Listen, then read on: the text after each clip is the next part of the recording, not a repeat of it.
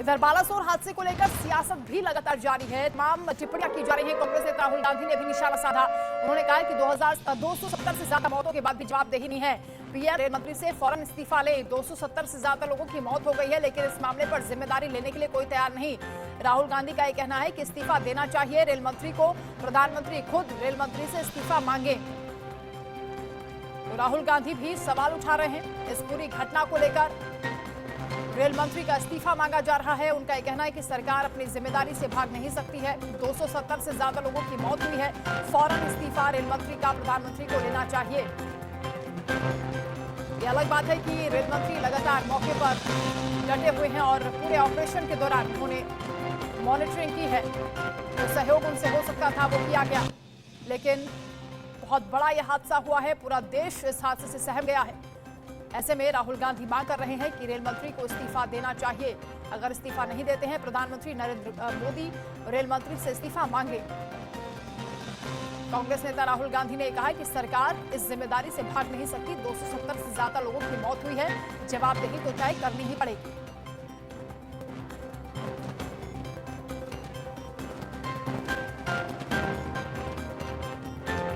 बालासोर में हुए रेल हादसे ने पूरे देश को झकझोर कर रख दिया। ऐसे मुश्किल वक्त में भी मोदी सरकार पूरी मुस्तैदी से न सिर्फ वहां डटी रही, बल्कि जब तक कि पूरा रेस्क्यू ऑपरेशन नहीं हो गया, तब तक ना तो पीएम मोदी ने चैन की सांस ली, ना ही रेल मंत्री अश्विनी वैष्णव ने। वो बालासोर में डटे हैं और जिंदगी की पटरियों पर लौटने की हर मुमकिन कोशिश कर रहे हैं।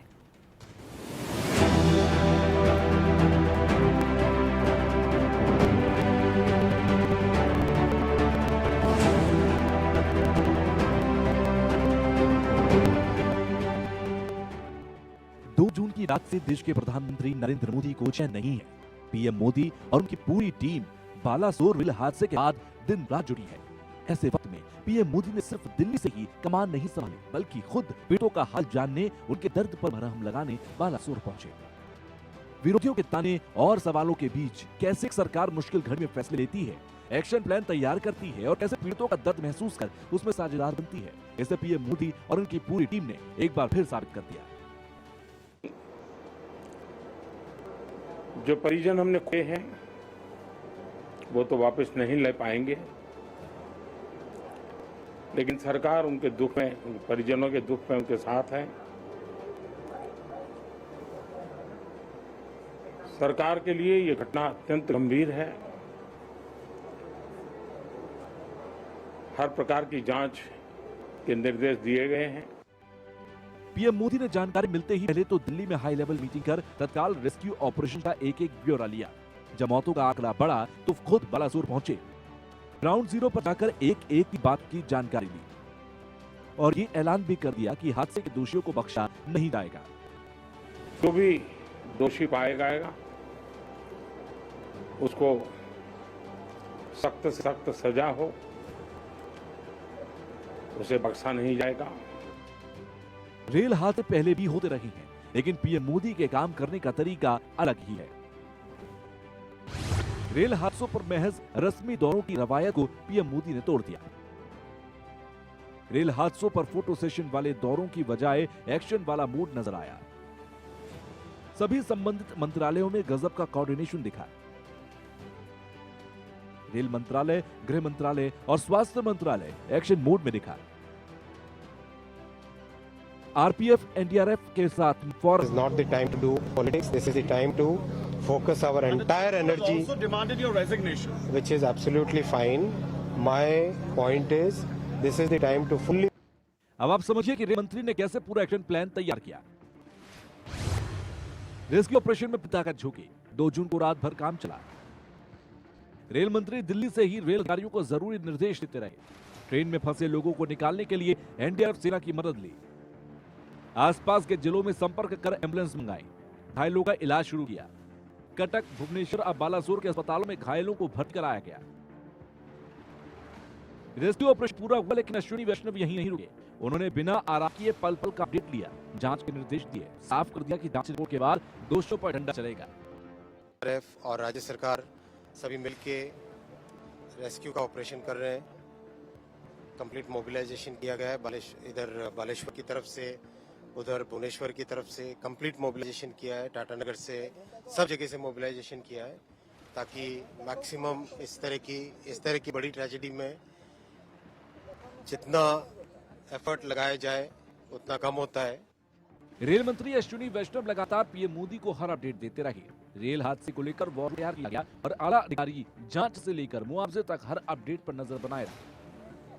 इस वक्त हम रेल बोर्ड के वॉर रूम में खड़े हैं। एक बार तस्वीरें आपको दिखाना चाहेंगे किस तरीके से ये जो पूरी घटना हुई है उसको लेकर देखिए तमाम लोग जो इन्वॉल्व हैं, जो इसको कोशिश कर रहे हैं पूरा जल्दी से जल्दी जो मैटर है वो सॉल्व हो जाए और जो कोशिश है हेल्प करने की वो सबको मदद मिल सके। आप देख सकते हैं किस तरीके से जो फोन्स हैं वो रखे हुए हैं और लगातार जो हेल्प डेस्क बनी हुई हैं वहाँ पे उनसे कोऑर्डिनेट किया जा रहा है। इस हादसे को लेकर रेल मंत्रालय और पीएमओ ने अलग अलग मुआवजे का ऐलान किया है। रेल मंत्रालय की ओर से मृतकों के परिवारों को 10-10 लाख रुपए दिए जाएंगे, जबकि पीएम मोदी ने 2-2 लाख रुपए दिए जाने की घोषणा की है। मामूली रूप से घायल व्यक्तियों को 50-50 हजार रुपए की राशि दी जाएगी और वो भी फौरन ये मदद मिल रही है। कंपेंसेशन का अमाउंट कल रात में रेलवे की तरफ से डिक्लेयर हो गया था। एक हाई लेवल कमेटी भी ऑलरेडी डिक्लेयर हो गई है जो कि इस पूरे एक्सीडेंट में इंक्वायरी करेगी। कमिश्नर रेल सेफ्टी को भी बुलाया गया है, वो भी इंक्वायरी करेंगे और इस प्रॉब्लम के, इस एक्सीडेंट के रूट कॉज में जाएंगे। दर्दनाक हादसे में लोगों की मौतें दुखद है, लेकिन उससे ज्यादा दुखद है आपदा के इन पलों में राजनीति के अवसर तलाशना। जब एक रेल मंत्री मुस्तैदी से अपनी जिम्मेदारी निभा रहा हो तो उसके खिलाफ एजेंडा चलाना, प्रोपेगेंडा चलाना और सवालों की बौछार कर उसके अपने काम से डिगाने की कोशिश करना। लेकिन अश्विनी वैष्णव ने अपना फोकस नहीं खोया। वो अपने मिशन में जुटे रहे और उनकी जुबान भले ही विरोधियों के हमलों को लेकर मौन है, लेकिन काम बोल रहा है। Bureau report, India news. Rail मंत्री लगातार मौके पर डटे हुए हैं और पूरे ऑपरेशन को उन्होंने खुद संभाला भी है और देखा भी है। इसके साथ ही जो भी सहयोग सरकार की ओर से बन सकता था वो पहुंचाया जा रहा है। मेरे सहयोगी संतोष हमारे साथ जुड़ गए हैं। संतोष, क्योंकि ट्रैक पर लगातार 51 घंटे से काम चलता रहा और उसके बाद एक ट्रेन यहां से गुजरी है। हालांकि रेल मंत्री उस दौरान हाथ जोड़ते हुए नजर आए और उन्होंने ये प्रार्थना की है कि दोबारा इस तरह की अनहोनी ना होने पाए। इसके साथ ही उन्होंने सीबीआई जांच की भी सिफारिश की है, यानी साजिश की भी आशंका बनी हुई है।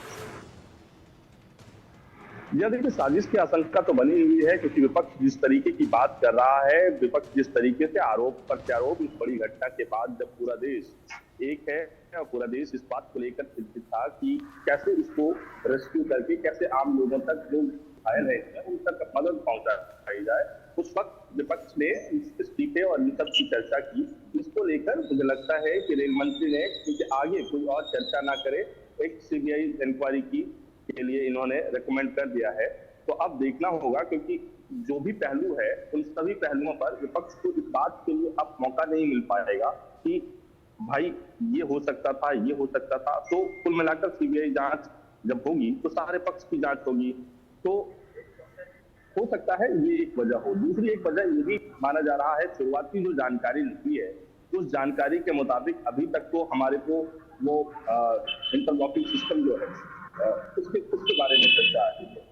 हो सकता है इस पर कुछ फॉल प्ले हो सकता है, कई सारे एंगल्स हैं। तो सीबीआई इन सभी पहलुओं की जांच करेगी और देश के सामने जिस तरीके से प्रधानमंत्री नरेंद्र मोदी खुद मौके पर पहुंचे और उन्होंने ये कहा कि दोषियों को बख्शा नहीं जाएगा, तो किसी भी एंगल से जांच पूरी नहीं है, हर एंगल की जांच होनी चाहिए और जांच के बाद जो दोषी है वो उम्मीद करनी चाहिए कि वो नहीं छूटेगा।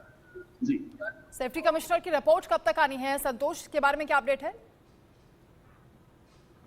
देखिए, जो रिपोर्ट की बात कही जा रही है, कल सीएफएसएल की भी टीम पहुंची थी मौके पे। सीएफएसएल की टीम ने से हम लोगों ने बात की थी, तो रिपोर्ट की का इंतजार है, लेकिन जल्द से जल्द, क्योंकि खुद जब प्राइम मिनिस्टर मॉनिटर कर रहे हैं तो इस पर देरी की संभावना गुंजाइश नहीं। जितना टाइम लगता है किसी भी चीज को जांच करने के लिए, क्योंकि जल्दबाजी में जांच करके कोई भी पहलू छूट जाए तो ये भी एक अच्छा संकेत नहीं होगा।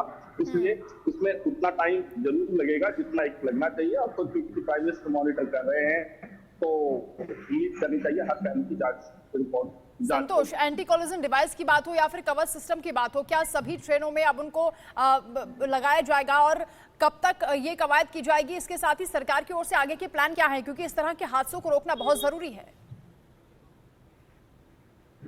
देखिए, इस तरह के हादसों को रोकना जरूरी है, कवच होना चाहिए, ये सब सारी ट्रेनों में होना चाहिए। लेकिन क्योंकि हिंदुस्तान को अगर देखें रेलवे को, तो दुनिया का सबसे बड़ा रेल नेटवर्क है, और ऐसे में दुनिया का सबसे बड़े रेल नेटवर्क में आप एक साथ सारी ट्रेनों में नहीं लगा सकते। कवच लगने का जो प्रोसेस है वो पहले के 12,000 किलोमीटर जो जहां हाई डेंसिटी का इलाका था, उन जगहों से गुजरने वाली ट्रेनों में लग चुका है। दूसरा, अभी 30,000 किलोमीटर का और सेकंड स्टेज है, वहां पर जो हाई डेंसिटी से थोड़ी सी कमी है, जहां पर डेंसिटी की, उन इलाकों में लग गया, लगने की बात चल रही है और उसमें प्रोसेस में है। तो ये धीरे धीरे करके पूरे हिंदुस्तान के सभी रेल नेटवर्क में ये ट्रेनों में कवच सिस्टम लगेगा, लेकिन एक फेज वाइज होता है। अचानक आज बोल देने के बाद कल पूरा सिस्टम एक्टिवेट हो जाएगा या लग जाएगा, ऐसा मुमकिन नहीं है। ये प्रोसेस चल रहा है, इस बीच में ये घटना घट गई, इस वजह से भी ये चर्चा होती है, लेकिन उससे पहले भी ये तय कर दिया गया था कि कवच सिस्टम को पूरे रेल नेटवर्क, पूरे रेल जितनी भारतीय रेल है उन सब में लगाया जाना। जी बिल्कुल संतोष, प्रधानमंत्री ने खुद कहा है कि इस हादसे से सबक लिया जाएगा, यानी सुनिश्चित किया जाएगा कि सुरक्षा उन लोगों की हो जो ट्रेन में सफर करते हैं। आप बने रहिए हमारे साथ, लौटेंगे आपके पास। तो वहीं 2 जून की शाम को ओडिशा के बालासोर में ये ट्रेन हादसा हुआ, जो कि बहुत भयानक था। इस सदी का सबसे भीषण ये ट्रेन हादसा हुआ और हादसे की तस्वीरें अभी तक पूरे देश को सिहरन पैदा कर रही हैं। रिपोर्ट आपको दिखाते हैं। एक सफर जो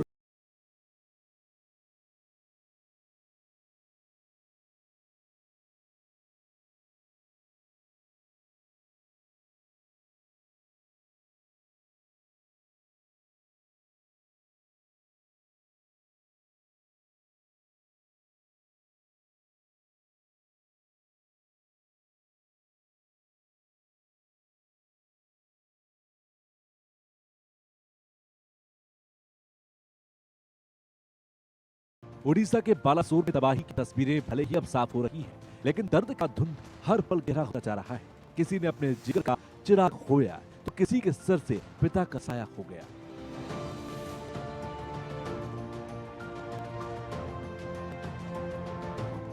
बालासोर हादसे में 250 से ज्यादा लोगों की मौत के बाद यह सबसे बड़ा रेल हादसों में शामिल हो चुका है। चंद सेकंड में मौत ने सैकड़ों लोगों की जिंदगी ली।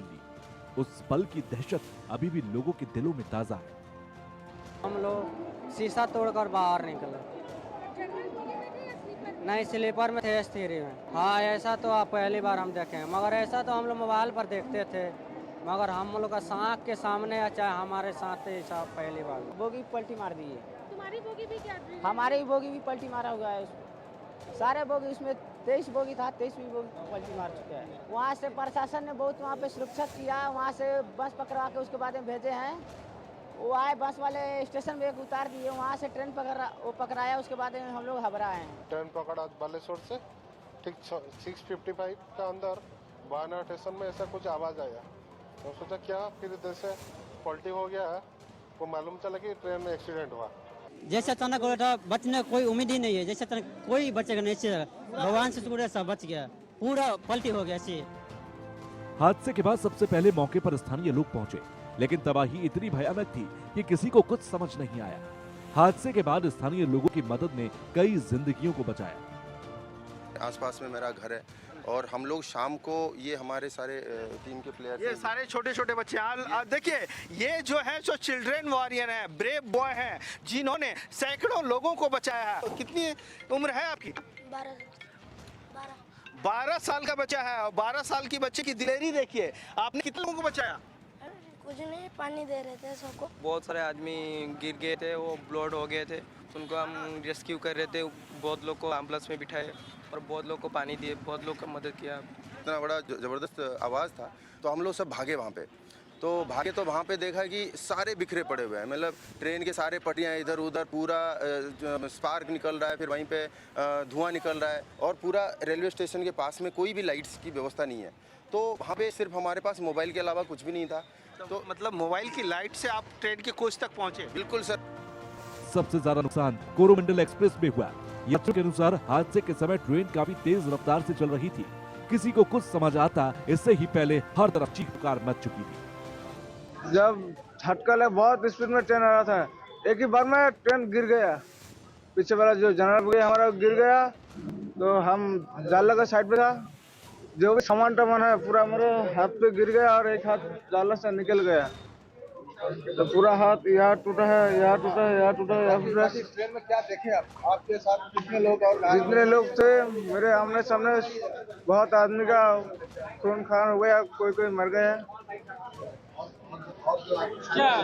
आप कहाँ से आ रहे थे, कहाँ जाना? हम बेंगलोर सिटी से आ रहे थे हावड़ा। ओडिशा के बालासोर में हादसे के बाद रेलवे की सुरक्षा एक बार फिर से सवालों के घेरे में है। मोस्टली क्या है कि आज की देखिए सुरक्षा सबसे बड़ी चीज़ है। सुरक्षा को ही आज गवर्नमेंट जो भी कुछ कर रही है उसको हम लोग कोशिश यही करते हैं कि जो भी कुछ हो वो सुरक्षा की दृष्टि से हो।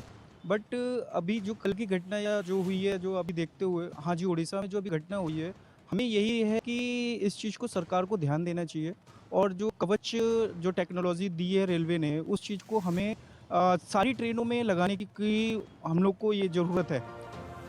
बालासोर में तबाही के निशान कुछ समय बाद मिट जाएंगे, लेकिन सैकड़ों घरों में इसका दर्द कभी न भरने वाला जख्म बन चुका है। हादसे में घायल लगभग 1000 लोगों का इलाज जारी है। इनके शरीर पर लगे घाव भले ही भर जाए, लेकिन इस हादसे की दहशत सालों तक इनके दिलों में जिंदा रहेगी। Bureau report, India news.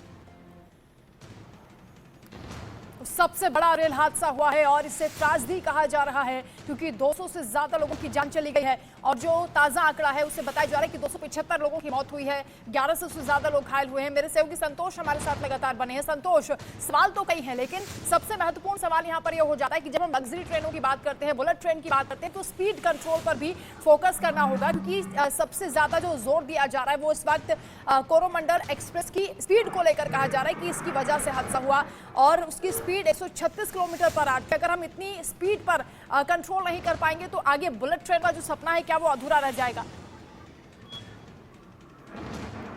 देखिए, अभी ये सारी बातें कही जा रही हैं, लेकिन आपको ये समझना पड़ेगा जिस जगह पर ट्रेन की पटरी अच्छी होती है, बहुत अच्छी होती है, वहाँ ट्रेनों की स्पीड को लेकर कोई ट्रेनों की स्पीड को एक लिमिट बढ़ा दी जाती है। आप अगर शताब्दी एक्सप्रेस की बात कर रहे हैं जो दिल्ली से अजमेर जाती है, ग्वालियर के आसपास की देखें तो वहाँ ट्रेन की स्पीड बहुत ज्यादा हो जाती है, इसलिए कि उस इलाके में ट्रेन की जो पटरी है वो उस स्पीड को झेलने के लिए सक्षम है।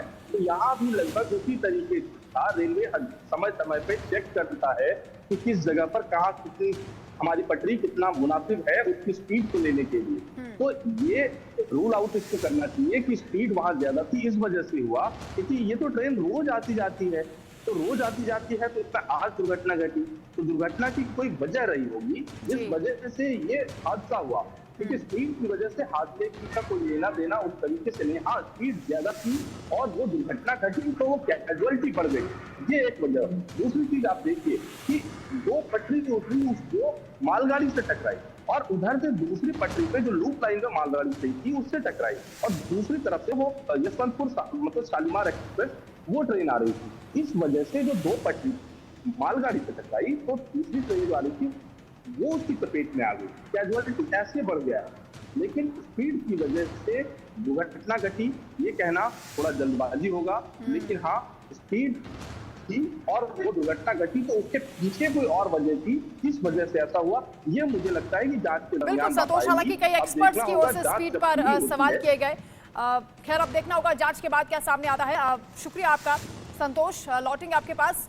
हादसे के बाद का जो मंजर था वो हिला देने वाला था, कलेजा कपा देने वाला था और अभी भी उस त्रासदी की जो तस्वीरें हैं वो दिखाई दे रही हैं, पीछे अपने निशानियां छोड़ गई हैं और पूरे देश को किस तरीके से हादसे ने रुला दिया है। चारों तरफ मौत का तांडव हो रहा था, आंसुओं का सैलाब था, लाशों का अंबार। अभी तक 275 लोगों की मौत हो चुकी है और इस बीच मौत को चुनौती देते हुए हादसे की जगह संकट मोचक भी नजर आए जो कि यात्रियों को बचाने का काम कर रहे थे। संकट मोचक कोई और नहीं बल्कि स्थानीय लोग थे, एनडीआरएफ और आरपीएफ के जवान थे। रिपोर्ट आप देखिए किस तरीके से उन्होंने चैलेंजिंग काम किया।